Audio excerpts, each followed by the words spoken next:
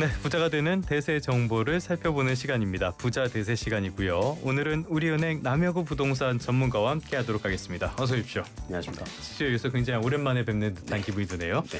그런데 굉장히 중요한 뉴스가 있는 상황에서 나와주셨어요. 정부가 엊그제 발표한 주택 공급 확대 방안. 먼저 총점을 주신다면 몇 점이나 주시겠습니까? 일단 뭐 총점으로는 8점 정도. 10점 만점입니까? 100점 만점 아니죠? 예. 10점 만점입니다. 예, 알겠습니다. 굉장히 후한 점수를 주셨는데 네. 자, 전반적인 내용부터 한번 정리해 보도록 할까요? 네. 일단은 뭐 크게 세 가지로 말씀드릴 수 있을 것 같고요. 뭐 LH 같은 공공기관 주도의 이제 정비, 그러니까 신규 택지 공급 확대, 그리고 구도심 개발을 통한 공급, 그리고 공급이 비탄력적인 점을 방안해서 그때까지 조금 수요를 잡아두고자 하는 수요 억제 정책, 이렇게 크게 세 가지 꼭지를 말씀드릴 수 있을 것 같고요. 30년까지 수도권에서 매년 이제 27만 호, 총 135만 호의 신규 주택을 착공한 공급 계획을 발표했습니다. 굉장히 큰 규모의 공급 대책이라고 볼 수가 있겠는데 네. 말씀하신 것처럼 이번 대책 나오고 가장 관심이 쏠렸던 거는 공공주도다 이 부분인 것 같아요. 네네. 어떤 식으로 하겠다는 겁니까? 일단은 이제 기존에는 저희가 LH 공사 같은 경우에 택지를 매각해서 민간 건설사한테 참여를 맡겼었는데 이제 시행을 직접 함으로써 어쨌든 택지 조성의 마진을 떨어뜨리니까 분양가 인하 효과도 있을 거고요. 그러니까 분양가 상한제를 적용할 거기 때문에 분양가를 좀 안정화하는 역할도 있겠죠. 근데 다만 이제 LH의 뭐 재무 건전성 우려라든지 아니면은 공사비 급등과 같은 현실적인 문제를 어떻게 해결해 나가냐가 좀 중요한 포인트가 될 것 같습니다. 그런 부분에 있어서는 디테일이 약간 아직은 부족한 것 같은데 좀 상황을 봐야 될 것 같고요. 자, 그런데 이 공공주도로 잘 갈 수 있겠습니까? 이 부분이 전 제일 궁금해요. 일단은 뭐 공공을 주도로 해서 어쨌든 간에 강력한 공급 의지를 보였다는 점에서는 사실은 시장에 굉장히 신뢰도를 준 건 맞습니다. 그래서 긍정적인 효과도 분명히 있는 것 같고요. 그리고 이제 인허가 기준이 아니고 실질 착공 물량을 기준으로 제시했다는 점에서 그건 좀 박수를 칠 만한 구체적인 가이드라인을 제시를 하고 그걸 통해서 어쨌든 정책의 신뢰도를 높였기 때문에 긍정적으로 평가를 할 수 있는 점이지만 한 가지 좀 고려해야 되고 앞으로 지켜봐야 되는 거는 그 개발을 통해서 어쨌든 물량을 확보하고 나서 분양과 임대의 균형점을 어떻게 가져가냐가 굉장히 중요할 것 같거든요. 사실 지금 시장에 있는 분양 대기자분들께서는 사실상 분양이 안정적인 시세 차익과 이제 좋은 주거의 품질을 동시에 이룰 수 있기 때문에 대기를 하고 있는 경우들이 많은데 많은 분양 물량이 임대 물량으로 좀 전환이 된다고 하면 시장의 공급 부족의 시그널로 작용을 할 수도 있고 현재 수급이 왜곡되어 있는 현상이 좀 심화되면서 가격 불안정이 좀 발생할 가능성도 있습니다. 알겠습니다. 그런데 이제 공공이라고 했을 때 딱 들었던 생각이 우리가 보통 내 집을 구하고 싶다라고 생각을 했을 때는 뭐 푸르 뭐 땡땡이라든지 자원 이런 것들을 원하지 이런 것들이 참여가 안 된다. 그랬을 때는 이런 것들 성공을 담보하기 좀 어려울 것 같거든요. 그런데 지금처럼 공사비 오르고 이런 상황에서 이런 대형 건설사들이 많이 적극적으로 참여할 가능성은 어떻게 보세요? 그래도 공공주도이기도 하기 때문에 도급이나 이런 것들을 통해서 이제 물론 민간 건설사와의 협의가 중요하겠지만요. 어떤 자금 조달이나 아니면 재원 확보 과정에서 민간 건설사한테 페이버를 좀 제공을 해주고 정책적 보완을 한다면 물론 지켜봐야겠지만 민간 건설사에서도 참여할 가능성도 있다고 봅니다. 나쁘지 않을 것이다.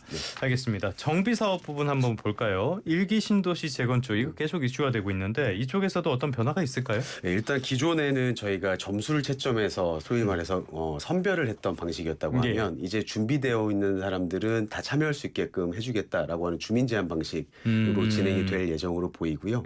그리고 이제 기본계획상에 이주 수요를 고려해서 총 물량을 정해놨어요. 선도직으로 지정할 수 있는. 근데 그걸 초과하더라도 일단은 정비 사업을 진행할 수 있게끔 허가를 해주는 그런 좀 속도 지원을 하는 방식들이 좀 준비가 된 것 같고요. 근데 다만 이제 결국에는 이주 수요 총량에 따라서 관리 처분이라는 이제 정비 사업의 절차가 진행될 거기 때문에 이런 것들을 좀 감안해서 지켜봐야 될 것 같습니다. 그렇게 봤을 때는 이제 전반적으로 봤을 때 주식시장의 안정에 어느 정도는 뭐 긍정적인 영향을 줄 수는 있을 것 같아요. 이번에는 수요 억제책도 한번 보도록 할까요? 수요 억제책 아까 말씀을 해주셨는데 이런 것들 어떻게 평가를 하고 계십니까? 일단은 뭐 대표적으로 이번에 나온 게 규제 지역의 LTV 축소를 50%에서 40%로 이제 축소하는 것들인데요. 사실 이미 6.27 대책 통해서 6억 대출 총량이라는 강력한 규제가 있기 때문에 사실 LTV 한도 축소 효과는 좀 미미할 것 같습니다. 다만 이제 향후에 추가적으로 가격이 과열되거나 할 경우에 규제 지역 확대 등을 통해서 네. 대출 한도를 좀 줄일 수 있는 것들에 대한 기재 그러니까 선제적으로 좀 그런 규제 방안을 마련했다 이렇게 볼 수 있을 것 같습니다. 그런데 저번에 그 627 대책 나오고 나서 제가 주변에서 전화를 여기저기 받았어요. 네. 정확하게 기억하기로 한 3통 정도 받았는데 네네. 아니 이렇게 줄여면 나는 집을 어떻게 사라는 거냐 이런 불만들이었거든요. 네. 네네. 저한테 어쩌라고 그런 말씀하시는지 모르겠지만 네네. 이번 이런 수요 억제책 이것도 실수요자들에게 어떤 타격을 줄 가능성은 없습니까? 아무래도 서울 외곽이나 예. 경기도 일부 외곽 지역들은 타격이 있을 수가 있습니다. 근데 이제 거기에 확대돼서 시행이 된다면 예. 그렇게 될 가능성이 있죠. 그리고 지금 이미 최근에 627 대책을 통해서 정책 대출의 한도가 축소되어 있지 않습니까? 예. 그러다 보니까 이를 통해서 좀 매수 수요가 감소하는 모습을 사실상 보이고 있는 곳들도 있거든요. 그래서 LTV 한도 축소라고 하면 사실 서울의 주요 지역을 핀셋으로 한다기보다 네. 이게 점점 외곽이나 경기도로 확장돼서 시행될 경우에 그곳에서 매수 수요 감소의 영향이 좀 있을 수 있을 네. 것 같습니다. 당장보다는 확대됐을 때가 네. 좀 더 문제가 될 수 네. 있다. 전월세 시장에 미칠 영향은 없을까요?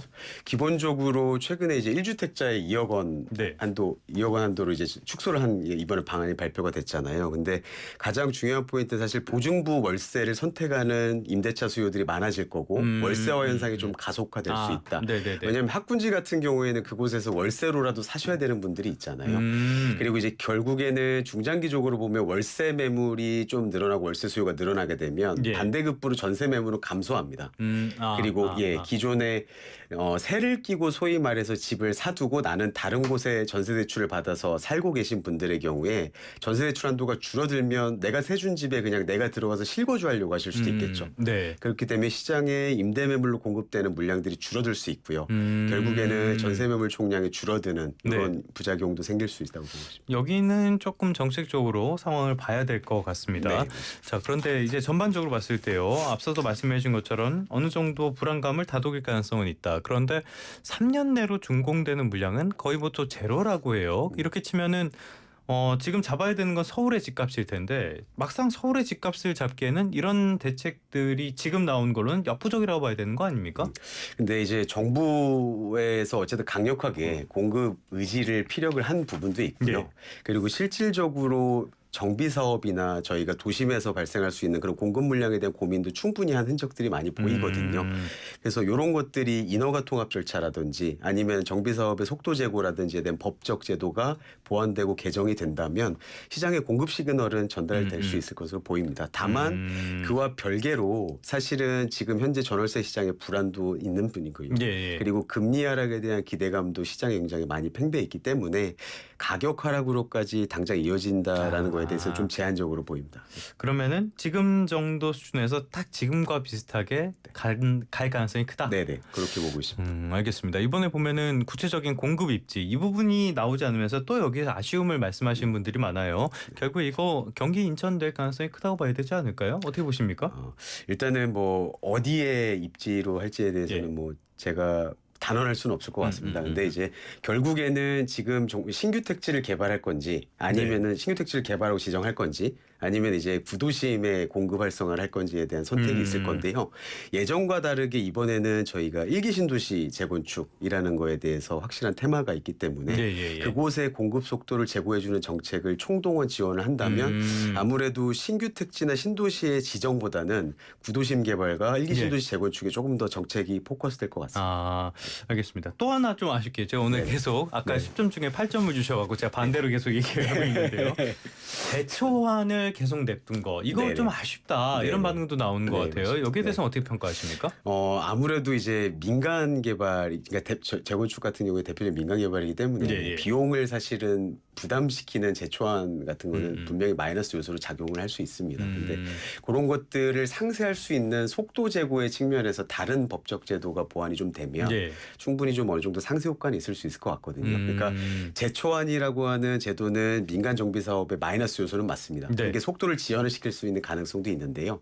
다만 반대급부로 정비 계획을 수립하는 과정에서 뭐 비용 지원이라든지 아니면은 관리 처분과 사업 시행가를 동시에 통합해서 속도를 올려준다든지 이런 것들에 대한 제도가 보완된다면 어느 정도 그런 좀 불이익에 대한 그런 제도 상쇄가 될 수도 있지 않을까 그런 생각을 하고 있습니다. 이 가격 하락 까지는 어렵다고 말씀해 주셨는데 그렇다면 결국엔 공급을 더 늘리든지 무슨 방안이 있어야 될 것 같아요. 가격 하락까지 유도하려면은 어떤 정책적인 노력이 더 필요할까요? 정책적인 노력 관점에서 사실 가격 하락을 하면 사실 도심에 공급을 조금 더 확대할 수 있는 거에 대한 전반적 고민이 당연히 필요하겠죠. 그러니까 예.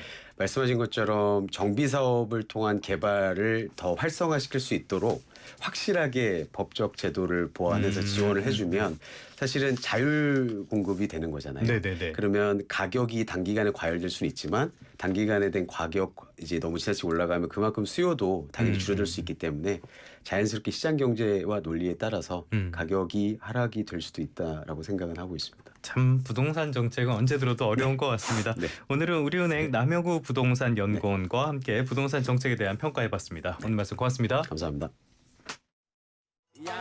춤과 노래를 즐기는 장수마을